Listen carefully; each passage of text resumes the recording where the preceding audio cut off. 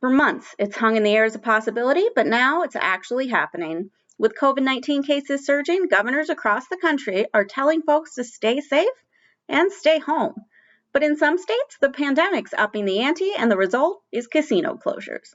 Find out which states are taking that big step and what casino alternatives you have as an option in this episode of Play USA to Z. I'm Jessica Wellman, and I'm safely ensconced at home in Vegas, but I'm still ready and raring to go when it comes to delivering the gambling headlines of the week. If you're putting in extra time on the couch these days, check out some of our other videos, like our state sports betting documentaries. And, as usual, like, follow, and subscribe for all the latest Play USA YouTube has to offer. So, Michigan Governor Gretchen Whitmer has been one of the more conservative lawmakers when it comes to casinos in the age of a pandemic. For example, when Michigan casinos finally did reopen in August, they did so long after most states reopened things. They also did so with a 15% capacity, which was the lowest in the nation. Despite these restrictive measures, Whitmer concluded last week that it was no longer safe to keep the 3 commercial casinos in Detroit open. The Michigan Health Department ordered the properties to close on November 17th for at least 3 weeks. If things improve, the casinos can open once again on December 8th. Other businesses included in the closure are dine-in restaurants, theaters, and group fitness classes, so casinos aren't the only one getting their doors closed. Now, the 3 Detroit casinos have to close, but the 23 tribal casinos in the state are on sovereign land, and they don't have to follow these state mandates. For example, Firekeepers in Battle Creek announced its plans to remain open with safety measures in place. However, one tribal property is voluntarily shutting its doors, and that would be Bay Mills Casino, which is going to close for the same duration as the Detroit properties out of an abundance of caution. Michigan's not the only state shutting casinos either. New local restrictions in Philadelphia mean Rivers Philadelphia will also be closing for a second time. The earliest it will be allowed to open is New Year's Day of 2021. Here's where things get a little wonky, though. You may be asking why other Philadelphia casinos are still open, and that's because this mandate is actually specific to the city, so only businesses within city limits are affected. While Rivers is within city limits, nearby casinos like Parks, Harrah's, and Valley Forge can remain open if they choose so. Another group impacted by the Philadelphia mandate is the Philadelphia Eagles, who will have to go fanless at Lincoln Financial Field for the rest of the year. Let's be honest, though, it's probably all for the best. The good news for Philadelphians is there are plenty of legal and regulated ways to gamble from home. Pennsylvania is home to a robust online gambling economy with sports betting, casinos, and online poker options. Okay, in the case of poker, a single option. Get it together, WSOP. Also, be warned, I'm not done with you yet. Okay. So Pennsylvania is the 3rd largest sports betting market in the nation. In October, the state took almost $526 million in wagers, the overwhelming majority of which were placed online. That produced almost $37 million in revenue, more than double what the industry produced in October 2019. Now, the largest sports betting market, New Jersey, accepted over $800 million in bets in October, generating $58.5 million in revenue. I focus on these giant sports betting numbers a lot, but I have to be honest. I'm burying the lead, and given what we are doing to do our best to stay home and casinos closing, I think it's time to dedicate some attention to online casinos. Let me use my handy-dandy prop to illustrate the concept. Now, $58.5 million is a lot of money, but $93.4 million is more money. And that's how much the NJ online casino industry, which is in its 7th year of operation, took in revenue last month. So we've established 93 million is the bigger number, but let me add some context. Land-based Atlantic City casinos, which are limited to 25% capacity and could be facing more restrictions soon, collected $186 million in revenue last month. In other words, just double, this times 2, the amount of its online counterpart. Pennsylvania's online casino industry is much younger, but it's already making quick inroads to matching its neighbors' revenue. October was the industry's best month yet, with almost $60 million in earnings across slots, table games, and a little bit from online poker.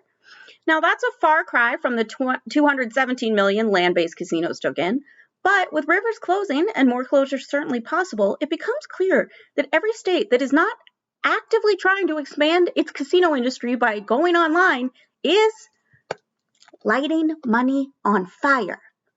I would also like to chide Michigan for lighting money on fire, even though it will be eventually the fourth state to launch an online casino industry. The problem is, pardon the pun, they are not exactly getting on the stick to make it happen. It initially seems like the market for online sports betting would launch by Thanksgiving. Now the hope is sports betting goes live before the end of the year, and online casinos likely won't hit the state until 2021. And before you online poker folks ask, no, don't expect online poker in this initial rollout. It really isn't Michigan to blame for this development, though. Nearly every state, save for Indiana, has had trouble rolling out online gambling expansion on time. Part of it is that regulators have to learn and adapt to an entirely new industry. Part of it is just bureaucracy slowing things down. But with casinos closed, the state's desperate for tax revenue, and people needing things to keep them entertained at home, it would behoove the Michigan Gaming Control Board to shift into a higher gear and get things going as soon as humanly possible. And before I put this guy away, quick shout out to Illinois for once again extending the suspension of IPR, the old in-person registration. The latest extension means online registration will be allowed through at least December 12th. Governor Pritzker paid any attention to the recently released sports betting numbers from September, he should consider suspending it as long as humanly possible. In only the second full month of Illinois sports betting and the first with an entire month of no mandated in-person registration, the state sports books accepted $305 million in bets. That makes it the fourth largest sports betting market in the country, and it's not even 3 months old. Pretty impressive, right? Also impressive is the numbers out of the first week of betting in Tennessee. In the first 8 days of action, which included 2 NFL Sundays, bettors in Tennessee wagered $27 million. Now, while the 10% hold mandate is not in effect in the state yet, the sports books were off to a decent start hitting it with $2.5 million in revenue, which is a 9.3% hold. But you can thank the Bengals upsetting the Titans for a chunk of that money. Bettors wagered $5.1 million on that first Sunday, and books retained $800,000 in revenue, which is a one-day hold of almost 16%. Now, I have spent the bulk of this video describing situations where people and casinos are suggesting you stay home. But the World Series of Poker has a different message. They want you to stay home and then try to win your way into a very profitable trip to Vegas. After holding one of the largest online poker tournaments in history, the GG Poker WSOP Online main event, the poker brand is still going to host some version of the in-person real thing. As usual, the buy-in will be $10,000, but the first part of the event will take place online in 2 different ways. Now, the US version of the online tournament will run on WSOP.com, which is legal in New Jersey and Nevada. The single entry tournament will start on December 13th, play down to a final 9 on December 14th, and then 2 weeks later on December 28th, the December 9 will meet at the Rio to play down to a winner. That tournament will eventually air on ESPN with commentary from Lon and Norm as usual, though unlike recent years, instead of watching the whole thing live, an edited broadcast will air after the fact. The international portion of the event will run on GG Poker with 3 starting flights to choose from on November 29th, December 5th, and December 6th. On December 7th, the field will play down to its own final 9 that will meet at King's Casino in Prague on December 15th to play down to its winner. Rather than having a USA champ and a rest of world champ, the 2 winners will meet in Vegas at the Rio on December 30th to play for an added $1 million and the title of WSOP main event champion. There's a funny wrinkle to this, though. If you get COVID before your respective final table, you're disqualified and you get the minimum payout. So, even though you may eventually leave the house to head to Vegas, this piece of advice still holds true.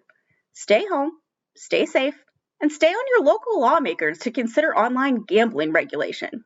All right, you've got your marching orders, so I'll see you next time on Play USA to Z.